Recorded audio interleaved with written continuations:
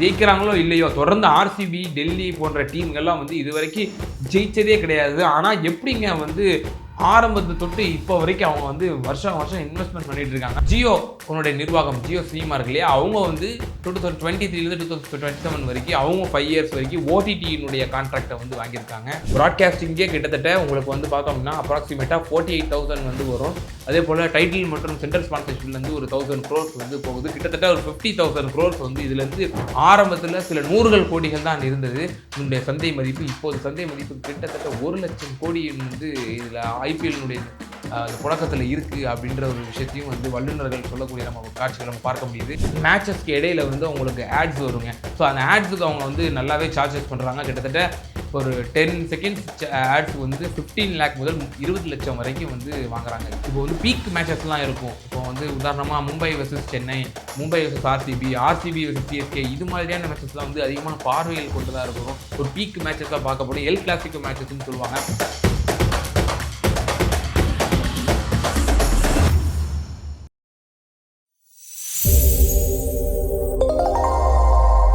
வணக்கம். இந்த April May மாதம் வந்துட்டாலே அப்படின்னா நம்முடைய இந்தியர்களுக்கு யங்ஸ்டர்ஸ்னு சொல்ல முடியாதுங்க, எல்லா தரப்புப்பட்ட மக்களுக்கும் வந்து ஒரு ஜாலியான ஒரு என்டர்டெயின்மெண்ட்டாக இருக்கக்கூடியது இந்த ஐபிஎல் தாங்க. ஸோ கடந்த 2008 இப்போ 2025 வரைக்கும் இந்த 2 சம்மர் வெக்கேஷன்ஸ்லேயும் வந்து ஒரு இன்றியமையாத ஒன்றாக காலைல நைட்டு 7:30 ஆகிடுச்சுனாலே நம்ம டிவி முன்னாடி உட்காந்துருவோம். ஸோ இந்த ஐபிஎல் வந்து நம்ம அந்த அளவுக்கு நம்மளுடைய வாழ்க்கையில் வந்து ஒரு இன்றியமையாத ஒன்றாக மாறிடுச்சு. இந்த ஐபிஎல்லில் வந்து எப்படி பிஸ்னஸ் மாடல் நடக்குது, இப்போ வருஷத்துக்கு இப்போ ஒரு டீமை வந்து 20 crores கொடுத்து நான் ஒரு டீம் வந்து பில்டு பண்ணுறாங்க. அவங்களுக்கு எந்த அளவுக்கு ரெவன்யூ கிடைக்கும் அந்த டீமினுடைய ஓனர்ஸுக்கு, அதே போல் அவங்க வந்து வருஷம் எப்படி அதை வந்து கை காசை போட்டு தான் அவங்க செலவு பண்ணுறாங்களா, ஒரு டீம் வின்னிங் டீமுக்கே வந்து ஜஸ்ட் 20 crores தான் அவங்களுக்கு வந்து கொடுக்குறாங்க. அதில் வந்து ஷேர்ஸ் வந்து ஓனர்ஸுக்கு போகணும், டீம் பிளேயர்ஸுக்கு போகணும். ஆனால் டீம் பிளேயர்ஸே வந்து பல கோடிகள் கொடுத்து வாங்குறாங்க. அப்போ இதெல்லாம் எப்படி நடத்த முடியுது, அவங்களுக்கு என்ன மாதிரி ரெவன்யூ வருது, இது சம்மந்தமாக நம்ம வந்து ஃபுல்லாக டீட்டெயில்டாக பார்ப்போம். ஸோ ஒரு டீமை வந்து பில்டப் பண்ணுறதுக்கு ஒரு அணி 120 crores வந்து செலவு பண்ணுறாங்க. இது அந்த ஒரு சீசனுக்கு மட்டும்தான், ஒரு வருஷத்துக்கான அந்த சீசனுக்கு மட்டும்தான் வந்து அந்த இதை செலவு பண்ணுறாங்க. ஒரு டீம் ஒரு பிளேயர்ஸுக்கு வந்து அவங்க செலவு பண்ணக்கூடிய ஒரு செலவும் அந்த அந்த ஒரு சீசனுக்கு மட்டும்தான். ஸோ ஒரு டீம் வின் ஆகுது அப்படின்னா ஜஸ்ட் 20 crore தான் அவங்களுக்கு கொடுக்குறாங்க. அந்த 20 crore கூட 50% அமௌண்ட் வந்து ஓனருக்கு போயிடுது. மீதி 50% ஆஃப் அமௌண்ட் வந்து நம்முடைய டீம் பிளேயர்ஸுக்கு வந்து போகுது. ஸோ அப்போ இதில் வந்து இப்போ என்ன பெருசாக லாபம் கிடச்சிரும் ஓனர்ஸுக்கு, எதை நினச்சி அவங்க வந்து இன்வெஸ்ட்மெண்ட் பண்ணுறாங்க அப்படின்னா, இதில் வந்து கிட்டத்தட்ட பிசிசிஐ மற்றும் ஐபிஎல்லுடைய டீம் நிர்வாகம் வந்து ஆண்டுக்கு சராசரியாக ஐபிஎல் மூலிமா ஆயிரக்கணக்கான கோடிகளை வந்து சம்பாதிக்கிறாங்க. நம்ப முடியுது அவங்களால. அந்த அளவுக்கு வந்து அவங்க ஜெயிக்கிறாங்களோ இல்லையோ தொடர்ந்து ஆர்சிபி, டெல்லி போன்ற டீம்கள்லாம் வந்து இது வரைக்கும் ஜெயிச்சதே கிடையாது. ஆனால் எப்படிங்க வந்து ஆரம்பத்தை தொட்டு இப்போ வரைக்கும் அவங்க வந்து வருஷம் வருஷம் இன்வெஸ்ட்மெண்ட் பண்ணிட்டு இருக்காங்க, அவங்களுக்கு எப்படிங்க லாபம் வருதுங்கிற கேள்வி வந்து எல்லாருக்கும் எழக்கூடிய ஒன்று தான். அப்போ எப்படி அவங்களுக்கு கிடைக்குது அப்படிங்கிறத நம்ம பார்ப்போம். ஸோ ப்ராட்காஸ்டிங் பொறுத்த வரைக்கும் பார்த்தோம் அப்படின்னா TV channels and OTT. So TV channels அப்படின்னு பார்த்தோம் அப்படின்னா ஸ்டார் ஸ்போர்ட்ஸ் வந்து அதனுடைய ப்ராட்காஸ்ட்டை வந்து வாங்கியிருக்காங்க. ஸோ 5 years வாங்கியிருக்காங்க. 2023 2027 வரைக்கும் வாங்கியிருக்காங்க. அவங்க எவ்வளோ செலுத்திருக்காங்க அப்படின்னா 23,575 crores வந்து அவங்க வந்து கொடுத்து ஸ்டார் ஸ்போர்ட்ஸ் வந்து அதை வாங்கியிருக்காங்க. ஜஸ்ட் ஒரு 5 years 2023 2027 வரைக்கும். அதே போல் நம்முடைய ஜியோ உன்னுடைய நிர்வாகம் ஜியோ சினிமா இருக்கு இல்லையா, அவங்க வந்து 2023 2027 வரைக்கும் அவங்க 5 years வரைக்கும் ஓடிடியினுடைய கான்ட்ராக்டை வந்து வாங்கியிருக்காங்க. ஸோ ஓடிடி பொறுத்த வரைக்கும் பார்த்தோம்னா 23,758 crores கொடுத்து இவ்வளோ பல்கான அமௌண்ட்டை கொடுத்து வாங்கியிருக்கிறாங்க. ஸோ இந்த பல்கான அமௌண்ட்டை கொடுத்து வாங்கியிருக்காங்க 5 yearsக்கு. இது வந்து எப்படி அவங்க செலுத்துவாங்க அப்படிங்கிற ஒரு கேள்வியும் உங்களுக்கு வரும். ஸோ ஒரேடியாலாம் இவ்வளோ பெரிய பல்கான அமௌண்ட்டை வந்து அவங்க செலுத்திட மாட்டாங்க. ஸோ தவணை முறையில் இருக்கும். So monthly wise, season wise, yearly வைஸாக தான் அவங்க வந்து அதை செலுத்தக்கூடிய ஒரு விஷயத்தை நம்ம பார்க்குறோம். இதை தொடர்ந்து டைட்டில் மற்றும் சென்ட்ரல் ஸ்பான்சர்ஷிப்பு. ஸோ டைட்டிலை பொறுத்த வரைக்கும் பார்த்தோம்னா ஒரு காலத்தில் வந்து டிஎல்எஃப் ஐபிஎல் இருந்துச்சு, அதுக்கப்புறம் பெப்சி ஐபிஎல் இருந்துச்சு, அதுக்கப்புறம் விவோ ஐபிஎல் இருந்துச்சு, இப்போ வந்து டாடா ஐபிஎல் இருக்குங்க. ஸோ டாடா ஐபிஎல் வந்து இப்போ அதான் வந்து சென்ட்ரல் ஸ்பான்சர்ஷிப்பு, அதுதான் வந்து டைட்டிலு. ஸோ சென்ட்ரல் ஸ்பான்சர்ஷிப் பார்த்தோம் அப்படின்னா இப்போ ட்ரீம் 11 வரும், போல் மை 11 சர்க்கிள், அதே போல் ரூபே, இந்த மாதிரிலாம் வருது இல்லையா. ஸோ இவங்கள்ட்ட இருந்தும் வந்து ரெவன்யூஸ் வந்து போகுங்க. ஸோ இப்போ இதில் இந்த ரெவன்யூஸ் பார்த்தோம் அப்படின்னா கிட்டத்தட்ட அந்த ஒரு சீசனுக்கு 800 முதல் 1000 க்ரோர்ஸ் வரைக்கும் வந்து அந்த அணிக்கு நிர்வாகத்துக்கு செல்லும், பிசிசிஐ நிர்வாகத்துக்கு செல்லும்னு சொல்லப்படுது. ஸோ இப்போ இவ்வளோ ரெவன்யூஸ் நான் சொன்னேன் இல்லையா, ப்ராட்காஸ்டிங்கே கிட்டத்தட்ட உங்களுக்கு வந்து பார்த்தோம்னா அப்ராக்சிமேட்டாக 48,000 வந்து வரும். அதே போல் டைட்டில் மற்றும் சென்ட்ரல் ஸ்பான்சர்ஷிப்லேருந்து ஒரு 1000 crores வந்து போகுது. கிட்டத்தட்ட ஒரு 50,000 crores வந்து இதுலேருந்து ஆண்டு, அதாவது ஒரு ரெவன்யூ போகுது. 5 years நம்ம பேசிஸ் பண்ணி பார்த்தோம் அப்படின்னா, இப்போ எப்படி வந்து இதை வந்து பிரித்து கொடுக்குறாங்க அப்படின்னா, பிசிசிஐக்கு வந்து 50% ஆஃப் ரெவன்யூ வந்து இதுலேருந்து போயிடுங்க. 50% ஆஃப் ரெவன்யூ பிசிசிஐக்கு போயிடும். மீதி 50% ஆஃப் ரெவன்யூ வந்து ஒவ்வொருடைய டீம் ஓனர்ஸுக்கு வந்து அழகாக பிரித்து கொடுத்துருவாங்க. ஸோ இப்படி தான் வந்து டீமுடைய ஓனர்ஸுக்கு வந்து இதிலோட இன்வெஸ்ட் பண்ணுறது மூலயமா வந்து அவங்களுக்கு கிடைக்குது. அதே போல் டீமுடைய ஓனர்ஸுக்கு வந்து அதர் ரெவன்யூஸ் எப்படின்னு பார்த்தோம் அப்படின்னா, இப்போ குறிப்பாக வந்து அவங்க பல இதில் வந்து இன்வெஸ்ட்மெண்ட்ஸ் பண்ணியிருப்பாங்க. இப்போ உதாரணமாக இப்போ வந்து இப்போ கிரவுண்ட்ஸ் வந்து இப்போ இருக்கு இல்லையா, இப்போ கிரவுண்ட்ஸ் வந்து நம்ம பார்க்குறோம். இப்போ ஹோம் கிரவுண்ட்ஸ்னு இருக்கும், அதே போல் ஹோம் இல்லாத வேறு கிரவுண்ட்ஸ் கூட இருக்கும். இப்போ உதாரணமாக சென்னை சூப்பர் கிங்ஸ் அணி இருக்குது அப்படின்னா, இப்போ அது வந்து வேறு பெங்களூர்லையோ டெல்லியிலையோ விளையாடுது அப்படின்னா, அதில் ஒரு சிறு குறிப்பிட்ட அளவு வந்து கமிஷன் வந்து அந்த டீம் நிர்வாகத்துக்கு கிடைக்கும். ஆனால் ஹோம் கிரவுண்டில் நடக்குது அப்படின்னா, இப்போ ஹோம் கிரவுண்டில் வந்து 80% ஆஃப் கமிஷன் வந்து நம்முடைய சிஎஸ்கே நிர்வாகத்துக்கு தான் போகுங்க. இப்போ உதாரணமாக சென்னை சூப்பர் கிங்ஸினுடைய சேப்பாக்கத்தில் வந்து ஒரு 30,000 சீட்ஸ் அவைலபிலிட்டி இருக்குது. அந்த 30,000க்கு ஒரு அப்ராக்சிமேட்டில் ஒரு ₹1,000 நம்ம டிக்கெட் சார்ஜஸ்ன்னு வச்சுப்போம். ₹1,000 சார்ஜஸ் 30,000 சீட்ஸ் இருக்குது அப்படின்னா, அதில் வந்து 3 crore rupees அதில் வந்து அவங்களுக்கு ரெவன்யூ கிடைக்குது அப்படின்னா 80% of share, so 2 crore 40 lakh வந்து அவங்களுக்கு தான், சிஎஸ்கே நிர்வாகிக்கு தான் சேரும். மீதி 60% ஆஃப் அமௌண்ட் தான் வந்து அந்த சேப்பாக்க கிரவுண்ட் நடத்துகிறாங்களே அந்த நிர்வாகத்துக்கு வந்து சேரக்கூடிய விஷயத்தை பார்க்குறோம். ஸோ இப்போ இதுலேயும் வந்து அவங்களுக்கு வந்து ரெவன்யூ கிடைக்குது, ஒவ்வொரு மேட்சஸ்க்கும் ரெவன்யூ கிடைக்குது. அதே போல் சிஎஸ்கேனுடைய அணிகளுக்கு வந்து வேறு என்னென்ன மூலியமாக ரெவன்யூ கிடைக்குது அப்படின்னு பார்த்தோம்னா, அவங்களுடைய டிஷர்ட்ஸு, ஜெர்சிஸு, அதே போல் கேப்ஸு, இந்த மாதிரிலாம் அவங்களுடைய டீம் சார்ந்த சில இது இருக்கும் இல்லையா, உடைகள்லாம், அதுவும் அவங்களுடைய அஃபிஷியல் வெப்சைட்லேருந்து நம்ம வாங்கினோம் அப்படின்னா அதுலேருந்தும் அவங்களுக்கு வந்து ரெவன்யூஸ் கிடைக்குதுங்க. ஸோ இப்போ நம்ம பார்த்தோம், என்னப்பா வருஷம் கையிலேருந்து போட்டுட்ருப்பாங்களா, எப்படி சம்பாதிக்கிறாங்க அப்படின்னு பார்த்தோம். நிச்சயமாக உங்களுக்கு லாஸ் வராது, நல்லாவே லாபம் கொடுக்கக்கூடிய ஒரு விஷயம், பணம் புழங்கக்கூடிய ஒரு விஷயம். கிட்டத்தட்ட ஆண்டுக்கு 11,000 முதல் 12,000 கோடிகள் வரை வந்து இதில் வந்து புழங்குதுன்னு சொல்கிறாங்க.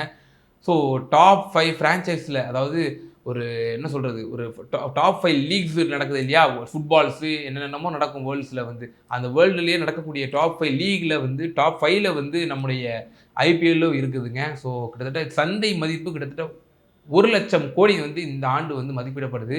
ஆரம்பத்தில் சில 100 கோடிகள் தான் இருந்தது இதனுடைய சந்தை மதிப்பு. இப்போது சந்தை மதிப்பு கிட்டத்தட்ட 1,00,000 கோடி வந்து இதில் ஐபிஎல்னுடைய அந்த புழக்கத்தில் இருக்குது அப்படின்ற ஒரு விஷயத்தையும் வந்து வல்லுநர்கள் சொல்லக்கூடிய நம்ம காட்சிகளை நம்ம பார்க்க முடியுது. ஸோ நம்ம பார்த்தோம், இப்போ ப்ராட்காஸ்ட் பண்ணுறாங்க, டெலிகாஸ்ட் பண்ணுறாங்க, இதனால் அவங்களுக்கு என்ன லாபம், ஓடிடியில் வந்து ஜியோ வாங்குது, அதனால் என்ன லாபம் அப்படின்னு பார்த்தோம் அப்படின்னா, இப்போ ப்ராட்காஸ்ட் பண்ணுறாங்க இல்லையா டிவியில், இவங்களுக்கு 23,000 சில்லற கோடி ரூபா வாங்கினா அவங்களுக்கு என்ன லாபம் வரும் அப்படின்னு பார்த்தோம் அப்படின்னா, இப்போது 5 வருஷத்துக்கு அவங்க கான்ட்ராக்ட் எடுத்துடுறாங்க இல்லையா, ஸோ அவங்க எடுக்கிறது மூலியமாக அவங்களுக்கு மேட்சஸ்க்கு இடையில் வந்து அவங்களுக்கு ஆட்ஸ் வருங்க. ஸோ அந்த ஆட்ஸுக்கு அவங்க வந்து நல்லாவே சார்ஜஸ் பண்ணுறாங்க. கிட்டத்தட்ட ஒரு 10 செகண்ட்ஸ் ஆட்ஸுக்கு வந்து 15 lakh முதல் 20 லட்சம் வரைக்கும் வந்து வாங்குறாங்க. 15லேருந்து 20 லட்சம் வரைக்கும் வாங்குறாங்க. ஸோ இந்த ரெவன்யூ வந்து அவங்களுக்கு வந்து ஒரு மெயின் சோர்ஸாக இருக்குது ப்ராட்காஸ்ட் பண்ணக்கூடிய சேனல்ஸ்க்கெல்லாம். குறிப்பாக இன்னொன்று சொல்லப்போனால், இது வந்து சாதாரண சராசரியான மேட்சஸ்க்கு, இப்போ வந்து பீக் மேட்சஸ்லாம் இருக்கும். இப்போ வந்து உதாரணமாக Mumbai versus Chennai, Mumbai versus RCB versus CSK, இது மாதிரியான மேட்சஸ்லாம் வந்து அதிகமான பார்வைகள் கொண்டு தான் இருக்கணும். ஒரு பீக் மேட்சஸாக பார்க்கப்படும், எல் கிளாசிக்கோ மேட்சஸ்ன்னு சொல்லுவாங்க. ஸோ இந்த மேட்சஸ்லாம் வந்து பார்த்தோம் அப்படின்னா, சராசரியாக விதிக்கக்கூடிய 10 செகண்டுக்கு 15 லட்சத்துலேருந்து 20 லட்சம் ரூபாயிலிருந்து இவங்க வந்து இந்த மாதிரியான மேட்சஸ்க்கு 3 மடங்காக சார்ஜ் பண்ணுவாங்க. குறிப்பாக வந்து 50லேருந்து 60 லட்சம் ரூபா வரைக்கும் இதில் வந்து சார்ஜஸ் பண்ணுவாங்கன்றது சொல்லப்படுது. ஸோ இதிலிருந்து அவங்களுக்கு வந்து சோர்சஸ் ஆஃப் இன்கம் வந்து ப்ராட்காஸ்ட்டுக்கு கிடைக்குது. அதே போல் ஓடிடி பார்த்தோம் அப்படின்னா, ஓடிடியில் அவங்களுக்கு என்ன லாபம் கிடைச்சிட போகுது, ஜியோ வந்து ஆனால் ஒரு நல்லாவே ஒரு தந்திரமான ஒரு இது பண்ணுவாங்க. சிம் கார்டு கொடுக்கும்போதும் சரி, ஃப்ரீயாக தான் கொடுத்தாங்க வருஷக்கணக்கில். அதுக்கப்புறம் வந்து சார்ஜஸ் பண்ணி இப்போ அவங்க தான் மோனோபோலி ஆகிட்டாங்க.